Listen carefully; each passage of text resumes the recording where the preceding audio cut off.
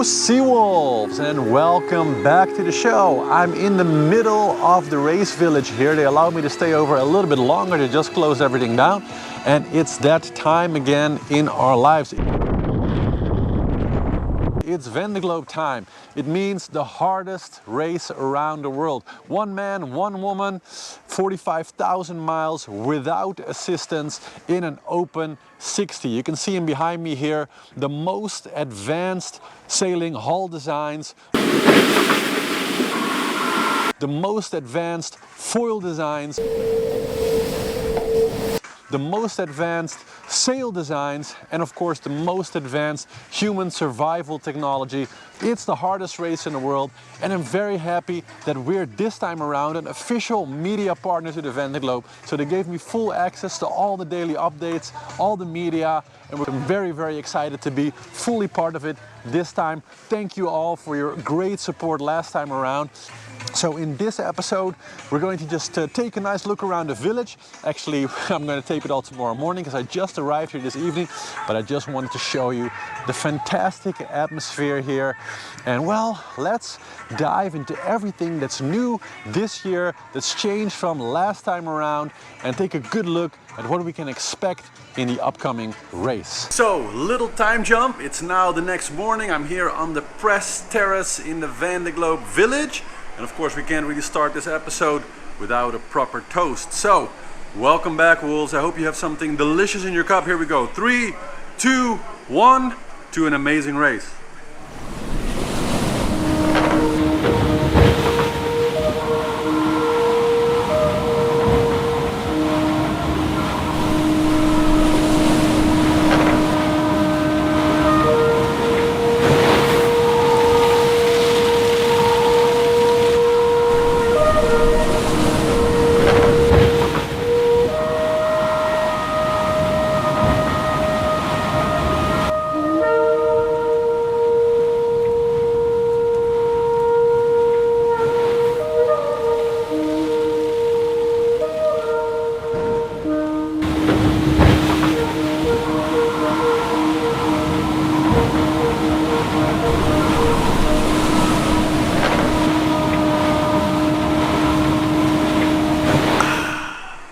Here we go.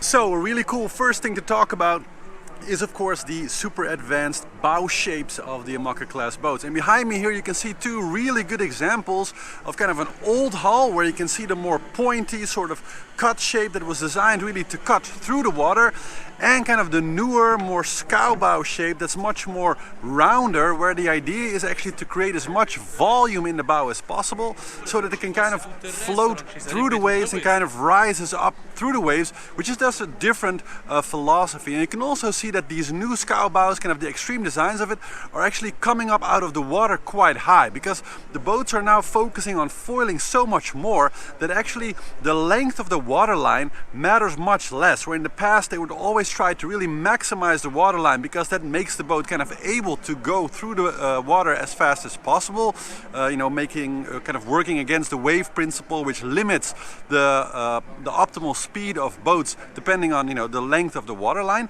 But with the boats mostly foiling, sort of planing, let's say, that matters much less. And so you can see that all these bows are kind of gradually coming more up.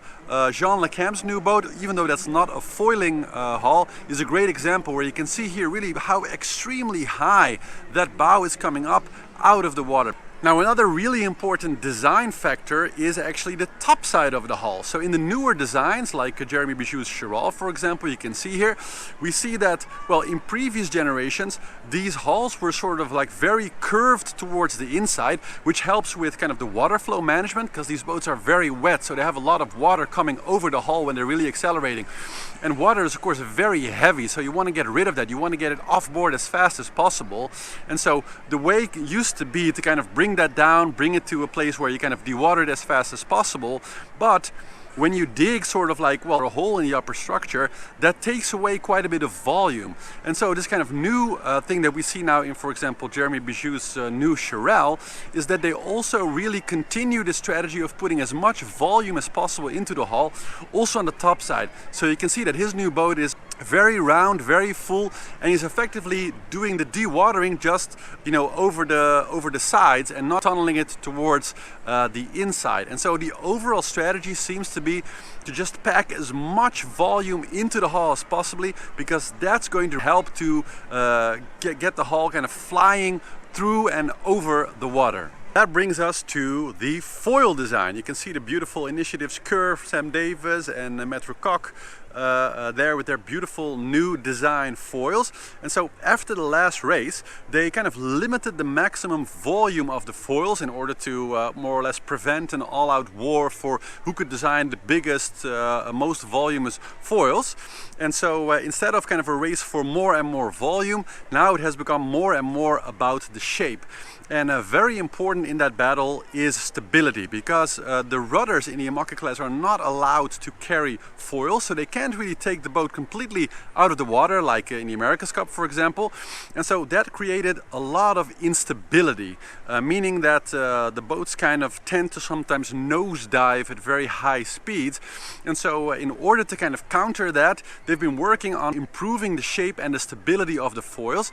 And though there were some experiments with kind of the C-shaped foils that were kind of on the inside, so in the previous Hugo Boss, which is now Hublot, we see that the newer generations are pretty much all kind of the more, well, classic, let's say now, outside located foils. And that they've become very big and very round. And kind of the idea behind that is to combine and sort of push all the forces towards an equilibrium to carry the boat out of the water and to kind of keep it at a certain angle, to keep the nose as high as possible and prevent that sort of slamming into the water, which can sometimes, and still unfortunately does sometimes happen. Now, I'm a pretty big guy. You can see just how gigantic the foils here on Medallia Pip's boat are, for example. And so the combination between those increased hull shapes and the increased foils is that the speeds of the boat on average has gone up a lot. So they're now averaging speeds that are somewhere between 25 and sometimes even 35 knots, which has made the ride itself just much more extreme. And to counter that, because, well, us human skippers are just really not built to withstand that kind of pressure and slamming.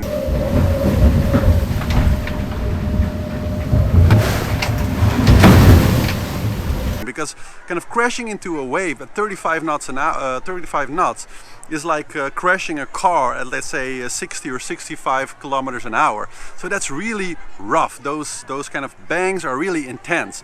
And so now there's begun this race to kind of design, well, you could almost call it like a cockpit chair or like a skipper's chair that's designed to keep the captains steady when optimally foiling and going at high speeds with these boats, to help them kind of be safe and tune the boat from one central spot, almost like a cockpit. And a lot of kind of new development has gone into that.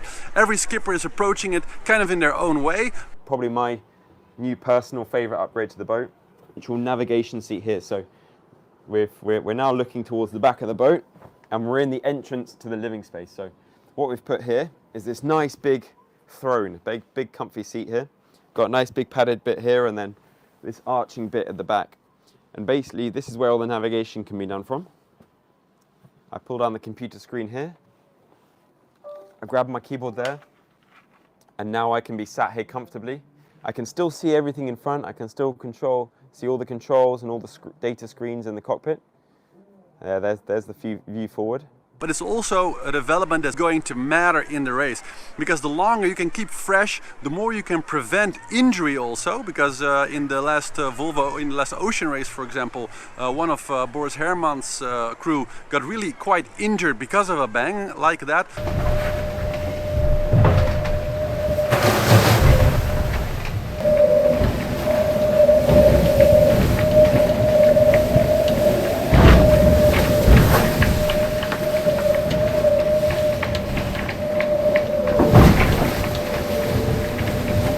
Because in a long race like the Vendee Globe, the chance of a small injury creating havoc with your race is of course really large. So they want to keep us safe, and so one way to counter that is to have the enclosed really safe sort of cockpit chair when they can recline and kind of tune the boat from there. Now another new development that you see on almost all the boats is lots of cameras, because cameras over the last 4 years have actually made another giant leap forward. They've become a lot smaller, more compact, more lighter, and so almost all the boats are packing a lot of cameras which are feeding inside, which kind of gives the skippers the option to keep a 360 view around through some of the cameras also, which helps in bad weather. Now another really cool development is the use of hydropower on board. So last editions there were just a few boats who had it, but this time around literally every boat has several hydro generators on the back. You can see them here on Yannick's boat, but I'll show you a few different ones as well. Now, in addition to some solar power, which most boats have, of course, having hydro-generated power on board is really something that, with the boats going very fast, is something they'll have access to most of the time, which is a great way to power some of the electric systems on board. Even in very, very bad weather, they can rely on this particular way of generating power. Now, of course, to get all the details inside, we need to actually hop inside. So let's get on board with the technical director of this particular ship. So we just jumped on board and we got Pip Hare here and her technical man Geoff for an actual inside look into all of the insides of the Imocas, because we've been spending the whole morning kind of talking about the outside, hulls, foils, and all of kind of the latest developments. You got like a little quick message for the wolves maybe, Pip? Just looking forward to sharing the next 3 months with you, and cheers. Nice, nice. So we're looking forward to it also. Well, let's go have a little tour and see what they've been up to. So we just dived into the belly of the beast here with Geoff. And well, we've been talking kind of the whole day about, you know, all the different sort of technical updates that a lot of the skippers, designers have made. So can you talk a little bit, let's start with kind of the hull shape, because of course you got this boat after the last Vendee Globe. Yeah. And did you actually change anything to the actual hull shape, or is that basically the one element that kind of stayed the same for this boat for you guys? We've changed something at the bow, so we chopped off, I think it was 2.7 meters, something like that, of the bow. See, beforehand, the bow would have just carried on vertically down, Yeah. and then had this quite sort of bulbous nose that just sort of drove into the waves. And Yeah, so it's very in line with kind of the new designs of sort of, you know, getting the bow more up, more higher, Yeah, exactly. because the boats are more planing, so you just also need maybe less waterline, or is there much less focus on the length of the waterline? yeah, say, less because it's focus. much more important. Less focus on the waterline, and more about just you know, if you kiss the wave in front, that you lifted over it, not drag. You know, you're not dragging it. Exactly. Yeah. Some of the guys have been doing 6.5, 7 meter. Modifications, but we did 2.5 because it's budget, because especially on these boats where you've got the transverse rib structure, obviously the more you cut out, the more you've got to redo, and there's one of those every 350 mil or something. Yeah. So if you chop off 7 meters of bow, you've got to rebuild all of that structure back. Yeah. So that's a lot of work, and we basically invested the money, you know, into the foils and the actually fitting. Actually installing the foils in the boat was nearly twice the cost of the actual foils. You think of the foils as expensive, but actually installing them in the boat is even more. Yeah, so I guess because we've been talking a lot about kind of the let's say the new trend with the newer models is to put a lot more volume, both in sort of like the sort of more scow-bow shaped fronts, but also if you look at the new Chirel, for example, actually a lot of more volume on the top deck, so we're just kind of stacking the boats with volume. But I guess that apart from the notes that you just told us, you didn't really do any project in that particular direction. We had to add a lot of volume on the coach roof and everywhere. I mean, you probably have seen all these boats with various lots of frames stuck on them. Yeah. But that's more for like the turning, right? For riding the boats if they would ever turn over. Yeah, they basically have to be 5 times more stable upright than they are upside down, which is where the foam bit comes into it. And because we've added a ton of weight to the boat in the heavier foils and all the structure, we then had to offset that weight with more foam. So we put a big we built a big faux CNC, like a big foam bit that went on top of the coach roof, and that actually blended in nicely. But for some reason the calculations were slightly wrong. We've had to add, I don't know, it's another probably 100 or so litres of foam. Wow. Just before the TUV, so that isn't quite so attractive. So yeah, so the boat's not quite as good looking as it once was. Well, let's hope it sails fast. I guess that's It's the most definitely important fast. part. It's a lot. Okay, so we covered the hull. The foils, of course, that's, you know, for most teams is like the major thing. It's definitely something that have been a lot of improvements after. Well, you know, in the last race it was kind of the second race with foils, but that's when they really kind of came into their own, let's say. So you've also done some major changes there. You got newest generation foils there. Yeah. What can you kind of tell us? And you know, our audience really loves the details, loves to get kind of into the nitty-gritty on this. Yeah. Like, what's really the upgrade as far as the foils that you guys did now this time around? Which you can't see, I guess, normally when you're looking at them, is just this angle through there. Oh yeah, that's you can really see that sort of like lip. Yeah, exactly. Goes in there, and then we've done quite a nice sharp. You just want like quite a nice sharp, because you remember in the Volvo there's quite a lot of noise and cavitation. I think Malizia particularly struggled with that. So this really sharp edge. But you can just see we've got a bit of work to do from that. And that helps also with like noise reduction, actually. That. So you're basically trying to get the water off the back as cleanly as you can. That's what that's about. Yeah. And if you look on the lower bearing, you see that red rectangle. That's basically an elastic polymer bumper. Yeah. So just in front of that this trailing edge leans on is a titanium finger, we call it, which sort of changes with the rake. Yeah. But ultimately, if you hit something, that is then the foil hits the finger, and then that hits the red bumper. And hopefully that takes We'll some save of the, it. takes some of the load out of it. Nice. Yeah, and they're so big, huh? Like actually, look at Geoff here standing they're here. huge, Like yeah. Geoff is not the smallest guy, and they're like about a meter above your head, I think, something like that. Like, it's quite crazy. So they're 350 kilos Wow. each, and they're basically solid carbon now. So the ones that we did originally for Boss in 2016 had like a foam, you know, there was some elements of foam inside, but this is basically made up of planks, lateral planks, all glued together and then machined. Wow.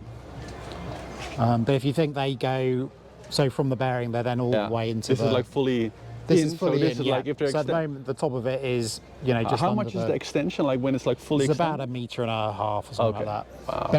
But it sort of pushes them down. The effect is massive. Yeah. So which means new foil cases, new bearings, new hydraulics to control the rake of the foil. But essentially, all of this is much bigger than it was previously in terms of the structure. This is an entire new bulkhead. Obviously, we've got the foil cases up here, more structure to support it, and then the continuation of the tunnel that we originally had. You can see here, like that's where actually the foils are. Yeah, so the foils come up here. So that basically where that ram is the top bearing, is the other side of that, and that slides up fore and aft on a track. But effectively, when the foils are in, the top of the foil comes all the way to the centre line on both sides. Wow. And what are these like? There's ramps to help move the sails. Oh, no, fore and aft. I mean this particular. Oh, there's Yeah, ramps so you to, just because obviously the sails yeah, are to heavy slide the and sails through. bags and all the rest of it. So nice. this was a complete, you know, retrograde. The deck's on already, and you can see it's quite big lumps of boat. that we Like stuck in. we'll probably make a little overview of the internal structure because you had to add a lot, I guess, We to had to add support the new a lot, foils. yeah. So it was a relatively conservative case, but it's it was just we know our weakness. We're not one of the French teams with 30 people and our own You're not? bureau of designers and stuff. We're largely a 4-man technical team with some subcontractors. So we rely heavily on support from Verdier to help us with the design stuff. And you know, the PRB guys had done quite a lot of in-house design stuff. So for us, it was like, right, we tick off the design. We don't have to worry about that. We know, as we were doing this, PRB was going around the world, you know, going great guns. Everything was really reliable, and it was all done at Carrington's. And you just like, we don't need to worry about that, you know, because implementing all of that is hard enough. You don't want to be reinventing the wheel. And I think we were just lucky or clever, I guess, in identifying a good path to go down. And as far, so that's kind of like the methodology and kind of the steps. As far as sort of the results for the actual sailing of the boat, can you like describe to us a little bit, maybe using percentages or, you know, however way you want to like describe it, like what is the real sort of gain that the performance of the boat has made through this kind of new foiling package, as far as maybe added speed, or like a better performance at certain key angles, and maybe also as far as like stability goes, for example, which is something a lot of teams are really searching for. It's a long race, so you need a stable platform. So can you talk a little bit about the actual increase? Maybe you cannot reveal everything as the competitive advantage, of course, but can you talk a little bit about like how much that has really changed the performance as far as how the boat kind of was when you got it, and the state that is now as far as the advancement in the foils that you guys made? This radically transformed it, basically. So top end speed's much higher and more easily attainable, and then the average speed is up, consistently up several knots. So as soon as you're foiling, which is great. The boat handles, certainly this year, we've increased the rake from last year, because again, you don't want to change. We're a small team, and even changing the rake 1 degree has a massive knock-on in terms of sails, cable lengths, boat handling and stuff. So the first year, 23, we didn't change the rake. So we did that last winter, and that's just really helped get the bow out. And it's just because Pip was having some quite serious, 30 to 10 knot nosedives. So the rake has really radically improved that. We've moved fuel tanks back. We've shifted all of the weight as much as we can back. There's basically took out some water ballast also. We've taken out the mid ballast because they're just not using. You've got the writing moment on tap really, and we were having quite a few structural issues. They were quite big tanks, and they've been around the world a lot of times, and they're sort of effectively they were just breaking down. So it was either we cut them out, do a lot of work, but actually we're not using them much, and let's get rid of it, because obviously we gained all the weight with the new stuff. So if we get more weight out, and that was a good way to get weight out. Were you guys like surprised? Like, did it throw you a little bit off, like as far as how much the performance changed when you like first went out with the new foils, it being almost like a completely new boat and having to really sort of relearn everything? Like you said, later you decided to change the rake. Like, did you know you were going to do that, or was it more like, wow, the situation with the new foils has changed so much that you then had to sort of like confront a lot of other things that were now maybe like off balance or a little bit thrown out of whack because of that major upgrade? No, we knew we were going to have to change. I mean, you just look at the fleet, so we knew we were going to have to. We're sort of, we're not at the front of the innovation in the fleet. We're sort of like the sheep. Hopefully at the front end of the sheep, but we are. We knew it was coming probably. But it's just what can we achieve in one hit? Limited budget, limited resources, whatever. So we have to sort of spread it out, even if you know it's inevitable. So I think. It was obvious that it was blatantly obvious that it's a lot quicker. Then you obviously have to quantify it and redo all your numbers, because again, we don't have the money for like huge studies on VPPs and stuff. So we kind of have to.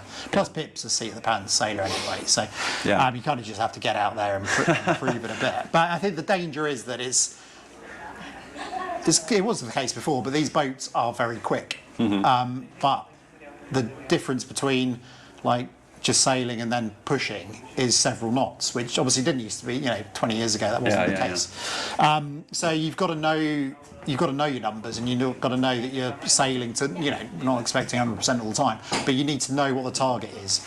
So that's what we've spent. We've got the reliability sort of out the way last year, and then this year's very much been about trying to get the numbers right and work out where so at least you know the target, and that's where we need to be. And would you say that what would you say will be the biggest opportunities of sort of type of sailing that is really going to present like the biggest opportunity maybe for Pip during the race, and what are going to be maybe based on everything you know about the boat now, the more like challenging areas, let's say, just as far as like how the boat handles and what kind of like really the strengths of the boat now are in its current form? So we have, what do we have? We have probably a bit more inherent stability in the hull. So she potentially doesn't need to use in the light areas, whatever. She perhaps doesn't need foil so much as the other guys can retract maybe some more. And then, this race is down to the skippers basically. I think you have to, for this boat, obviously we've put the new foils in. It's sailing dramatically quicker than it was before. The motion is more violent than it was before. The impacts are in a different part of the hull to what they used to be. So you've got to keep that in mind when you're pushing this boat. It wasn't from the ground up. It wasn't designed for what it's going to go and do, really. Yeah. So you've got to treat she's still an old girl in some places. Nose section, which is full of sails right now. Yeah. Create a little extra space inside, of course. Yeah, if you come up here. You see a very well color coordinated system over here everywhere. Of course. What can you show us here? Yeah, so we added another tack for the bowsprit. Before it just had one, but obviously, sort of you learn that from the last race we had sort of tack line issues. And I just, for this race, I just want Pip to be sailing, the last race was, especially by the end, I mean, Christ, it was just DIY every day. So we've added a second tack, and it also means that she can peel, so she can have a masthead sail and a fractional sail up. Nice. Yeah, and so it's right here in front, so it's actually not on the bowsprit. No, so we've got two there. So actually we've got three. So we've got three Jennifer type sails, basically. But again, we've worked really hard on they've all got the same fitting, so you can swap between the tacks, and if she chafes through one of these tacks, we've got another tack line already with a 3-to-1 on it in the spares. So it's just, you just need them back up sailing as quickly as you can. Yeah. How would you say the boat is like weight-wise compared to like when you got her? Did she get a lot heavier or actually lighter, or is it about the same? No, it's loads heavier because of the foils. So we're a ton and a bit heavier. Wow, okay. So that's a lot. Yeah. Hence the foam on the coach roof. All the rest of it. But the boat's quicker, eh? Yeah. Okay, so a little bit moving on to actually that topic, because like you say, this race really in the end is all about the skippers. How much can they do, how much can they push? And one aspect that we've been seeing with a lot of the boats, a lot of the skippers, is that because of the increased speeds of the boat, and especially of course sailing in like rough seas and going very fast, the violenceness, if that's even a word, of the boats has increased another step compared to like the previous race. We've seen that many captains are, everybody's approaching it kind of in their own way, like how they're dealing with it. We see some people have like completely molded, body molded chairs. Other people have like very like padded areas in the boat to kind of hang out and navigate from. What are kind of your approaches to this particular sort of part of the challenge, getting Pip really, sort of safe, stable, so she can really focus on what she needs to focus on while doing long stretches of this possibly quite violent, sailing? Yeah, so I think if we'd start again with a new boat, you'd probably do stuff slightly differently and put more, obviously the newer boats put more emphasis on that. We could have done, we could have fixed our coach roof back to be more, enclosed in the back of it, like some of the other boats of our generation have done. But that isn't, to be honest, that's just not Pip's style of sailing, so she doesn't want that. It would have helped us out a lot, actually, on stability and stuff, to have fixed that part of the coach roof, but it's just that isn't the way Pip. So, she wants to be able to see and feel and all that. And compared to what she did last time with like a completely open boat, and we all remember the images of her like sort of like just beaten down but still going on. So that's really she's a tough cook. So it's one of those things where she hasn't like driven that side of stuff. We've had plenty of stuff to worry about, so we've probably neglected her, I would say, on that to some extent. But we've added a lot of, you can see there's padding everywhere. Yeah, it's everywhere. It's very, you can't pad everything because you're moving sails and stack and stuff all the time. So we've put nets, cargo nets, effectively up sort of halfway into the main living space, so that if there is a big reduction in speed, she won't go flying into something hard, hopefully. We've got her chairs now got positions inside, outside on both tacks, and that's got headrests and stuff. It's probably not quite as Gucci as some of the other boats. And Gucci, I like that. This is like a Gucci design boat. A big padded. Well, that's where the extra budget goes. We can barely do the essentials. With our team. If you've got another 10 people, then you can start building custom boats and all that sort of stuff. So I heard Pip talk actually about the importance of not messing up the halyards and making sure everything is like structured throughout the race. Can you talk a little bit about that? Yeah. So obviously they're all very good sailors, but they get tired and stuff, and so we have a colour system throughout the boat. So like the J3, everything's red. So the halyards red, the sheets are red. The tack line's red, just to try and help so that you don't make mistakes, because on these boats especially you can't really see much. And if you've made off if you're not using the J2 or a Jenica, and then you've tied the sheet off to the stanchion and then you start winding it on it at the back of the boat thinking it's the J3 sheet, you're going to pull the stanchion out. Various things like that. Same with halyards and stuff. So it's just trying to make their lives as easy as possible, basically. Cool. Can you tell us about, like, did you actually change anything about like the structure here, or like how it's organized, or is it pretty much the same as it was before? What have we done here? We've put in some Harkin Air 300 winches. So I think probably I'm a little as soon as these boats were built, the winches were probably under spec'd, and obviously with the higher loads now, they're definitely under spec'd. And obviously ours were done 2 round the world races, so we have gone for so basically the Harken Air 300 is the new version of the 650s that we had before.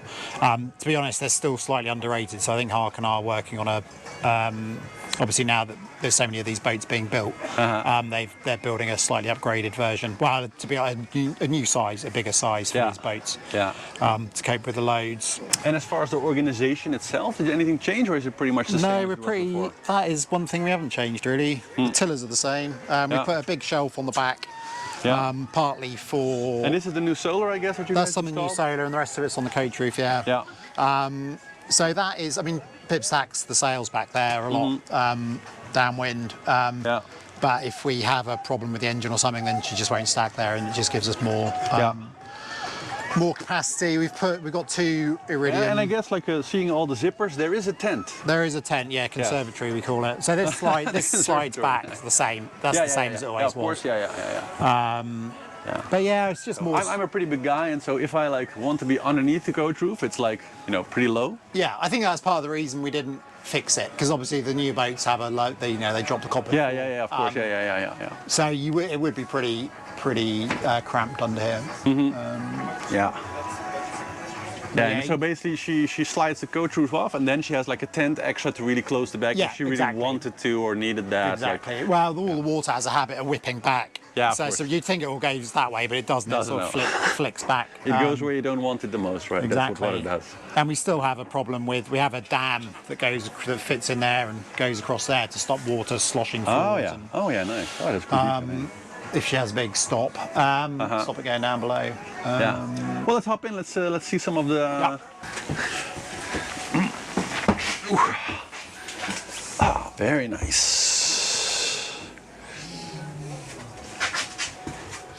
Yeah. So, what can you tell us about this particular space? Oh, wow! We got the full technical installation here. Very open. Yeah. Very cool to see. Yeah, there's a lot going on there. So we did a full rewire in 23 as well. So everything's new pretty much. This layout is really cool.